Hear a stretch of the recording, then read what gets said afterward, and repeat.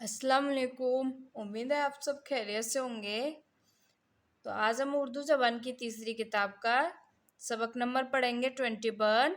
पाठ का नाम है पानी की शक्लें। पानी की शक्लें। तो वीडियो को आप पूरा ज़रूर देखिए। वीडियो पसंद आए तो लाइक कीजिए और हमारे चैनल पर अगर आप पहली बार आए तो प्लीज़ हमारे चैनल को सब्सक्राइब कर लीजिए और ज़्यादा से ज़्यादा इस वीडियो को अपने दोस्तों के साथ शेयर कर दीजिए। तो आइए अब हम पढ़ना शुरू करते हैं। बिस्मिल्लाहिर्रहमानिर्रहीम। नंबर 1,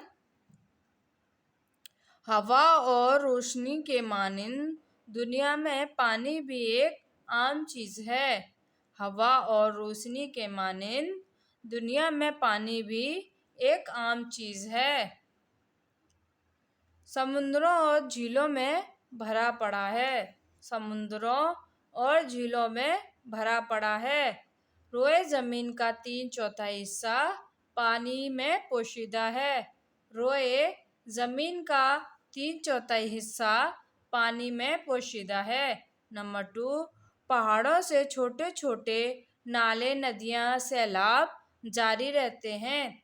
पहाड़ों से छोटे छोटे नाले नदियाँ सैलाब जारी रहते हैं। वही वाहम मिलजुल कर बड़े दरिया बन जाते हैं। वही वाहम मिलजुल कर बड़े दरिया बन जाते हैं। पानी तालाबों और हौज़ों में भी भरा रहता है। पानी तालाबों और हौज़ों में भी भरा रहता है। कहीं उसको कुओं कुआं खोद कर निकालते हैं। कहीं उसको कुआं खोद कर निकालते हैं। कहीं चश्मों और सूतों से उबलता है। कहीं चश्मों और सूतों से उबलता है। नंबर 3, वो हरारत पाकर भाप बन जाता है।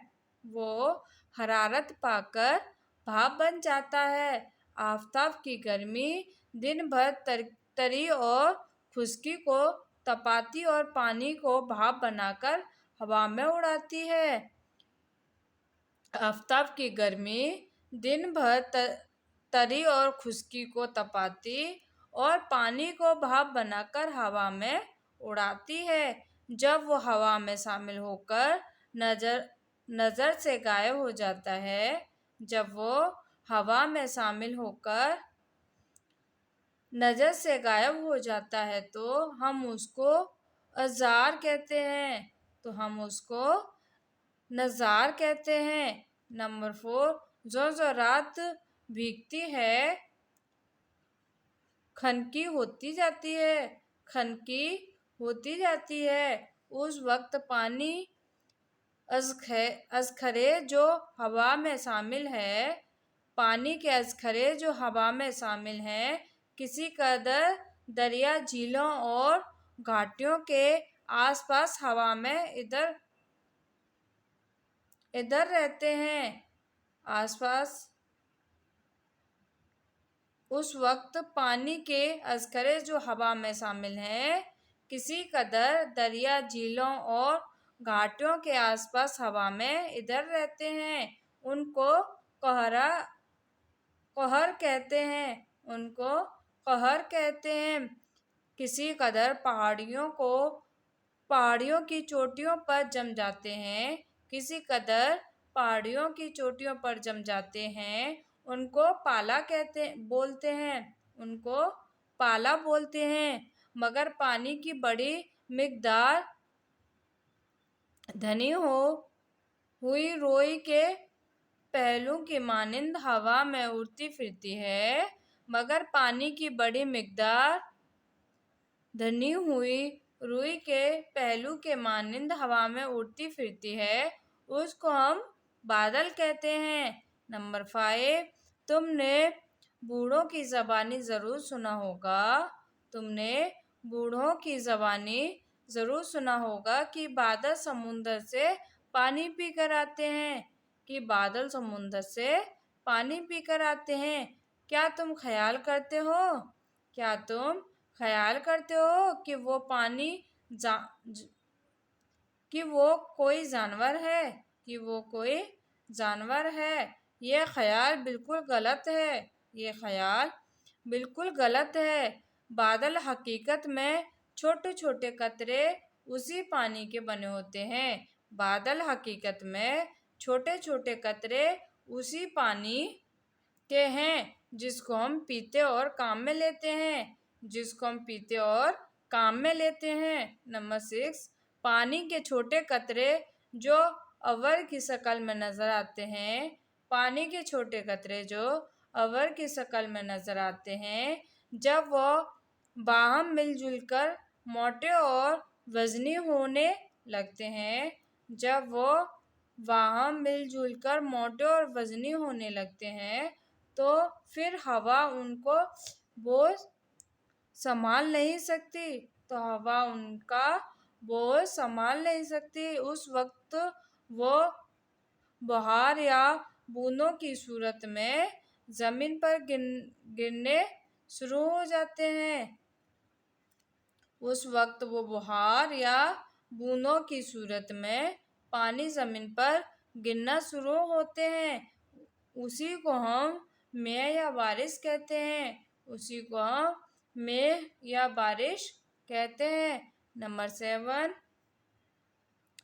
जब सख्त सर्दी होती है, जब सख्त सर्दी होती है तो पानी जमकर पत्थर के मानिंद हो जाता है।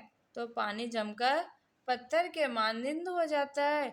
उसको हम बर्फ कहते हैं। उसी को हम बर्फ कहते हैं।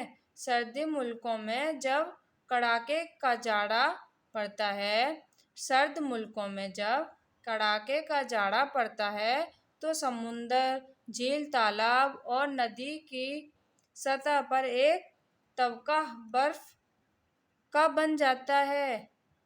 तो समुंदर, झील, तालाब और नदी के सतह पर एक तबका बर्फ का बन जाता है। कभी पानी ऊपर ही से जमाया बरसता है।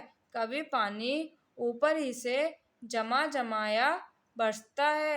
उसको हम ओला कहते हैं। उसको हम ओला कहते हैं। और जब पानी की भाप जम जाती है, और जब पानी की भाप जम जाती है उसको, तो वो पाला कहलाती है। तो वो पाला कहलाती है। इस बयान को पढ़कर तुम समझ लोगे कि इस बयान को पढ़कर तुम समझ लोगे कि गर्मी सर्दी के शेरे पानी में क्या क्या शक्लें बदलता है। इस बयान को पढ़कर तुम समझ लोगे कि गर्मी सर्दी के तासीरें पानी में क्या क्या शक्लें बदलता है। भाप, कोहरा, ओस, बादल, ओला, बर्फ, ये सब इसी की शक्लें हैं। क्या कुदरत है खुदा की जो एक ही चीज को इतनी शक्लों में जाहिर करता है।